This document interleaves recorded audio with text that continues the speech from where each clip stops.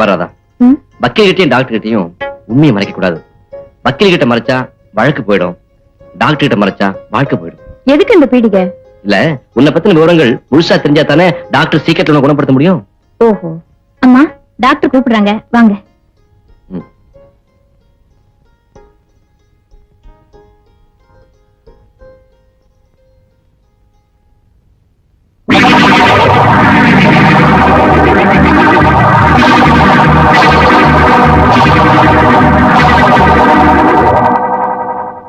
Sir, doctor உங்களை கூப்பிடுறாங்க.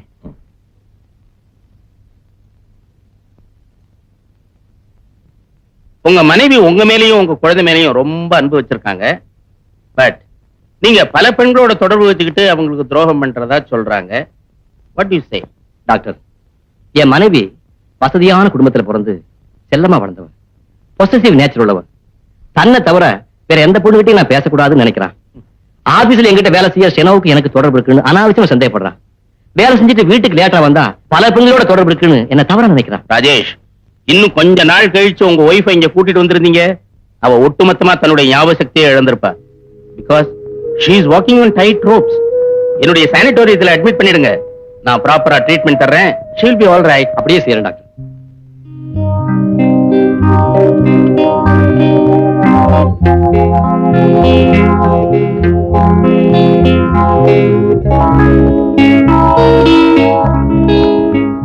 வணக்கம். வணக்கம். நம்ம கடையில என்ன வேணும்? கலர் டிவி ஒண்ணு வேணும். கலர் டிவியா? இப்ப கைவசம் ஸ்டாக் இல்ல, 10 வருஷம் கழிச்சு வாங்க, எப்ப கிடைக்கும்னு சொல்றேன். தமாஷா பேசுறீங்க. நீங்க தான் முதலாளியா? நான் இல்ல, மிஸ்டர் லாரன்ஸ் தான் முதலாளி. அவர் நான் பார்க்கணுமே. இருந்தா தானே பார்க்க முடியும். அவர் தான் போயிட்டாரு. போயிட்டாரா? என்ன சார் சொல்றீங்க? நேற்றுக்கு போனவர் இன்னும் திரும்பல. எந்த பள்ளத்துல விழுந்து கிடக்காரோ. என்னது, பள்ளத்திலையா? அவர் ஒரு சிற்றின்ப பிரியர், அத சொன்னேன். ஆமா, நீங்க யாரு? என் பேர் ராஜேஷ். என் ஒய்ஃப் இங்க கஸ்டமர். உங்க ஒய்ஃப் பேரு? ராதா ராஜேஷ். ஓ, அந்த அம்மா புருஷன் நீங்க தானா? ஆமா. You are an advocate, am I correct? Yes. ஏன் சார் வருத்தப்படுறீங்க? அந்த அம்மாவை பத்தி ஒரு முக்கியமான விஷயம் உங்ககிட்ட பேசணும்.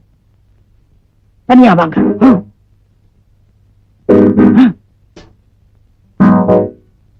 சார், உங்க மனைவியை பார்த்தா ரொம்ப வெகுளி மாதிரி தெரியுது. அவங்க கிட்ட என் முதலாளி சிரிச்சு சிரிச்சு பேசுறப்போ அது நல்லா இல்ல சார். கஸ்டமர் கிட்ட முதலாளி சிரிச்சு பேசினா அதை தப்பா எடுத்துக்கிறதா? என் ஒய்ஃபை பத்தி எனக்கு தெரியும் சார். கரெக்ட். அதே மாதிரி எங்க முதலாளி பத்தி எனக்கு தெரியும் சார். அந்த ஆள் ஒரு குடிகாரன், பொறுக்கி, பொம்பளை பொறுக்கி. என்ன சார், நீங்களே உங்க முதலாளி பத்தி கேவலமா பேசலாமா? சார், அவர் சம்பளம் ஒழுங்கா தரதில்லைங்கிறதுக்காக நான் சொல்றதா நினைக்க வேண்டாம். இவ்வளவு ஏன், எங்க முதலாளியோட மனைவி ஷீலாமா இருக்காங்களே, அவங்களை எடுத்துங்க. தங்கமானவங்க, எப்பவும் பைபிளும் கையுமாவே அலைவாங்க. அப்பப்ப புருஷனை தேடி இங்க ஆபீஸ்க்கு வருவாங்க. இவரு ஆபீஸ்ல மத்த பொண்ணுங்களோட ஜல்சா பண்ணிட்டு இருப்பாரு. கையும் கடவுமா மாட்டிக்குவாரு. அவங்களுக்குள்ள தகராறு ஏற்படும். ஆபீஸ் கூட பார்க்காம பொண்டாட்டியை போட்டு அடியோ அடின்னு அடிச்சிருவார் சார். அவரு அவ்வளவு அசிங்கமானவர். அவரு அதை விட அசிங்கமானவர்.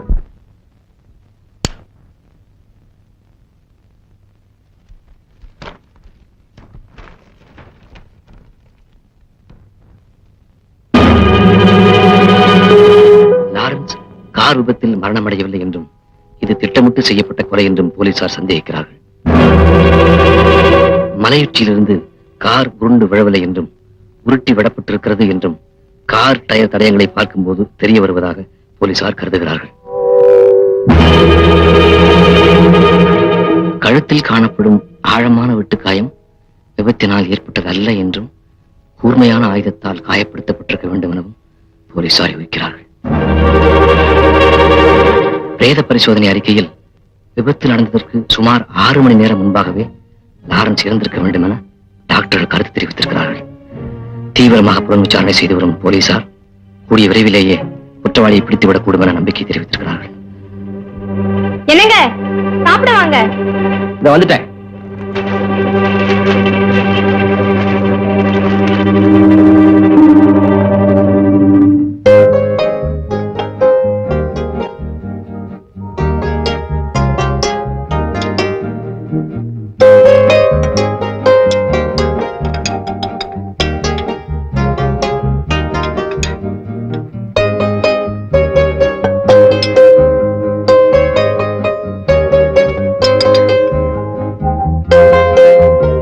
ஆமா, டாக்டர் வர்கீஸ பத்தி நீ என்ன நினைக்கிற?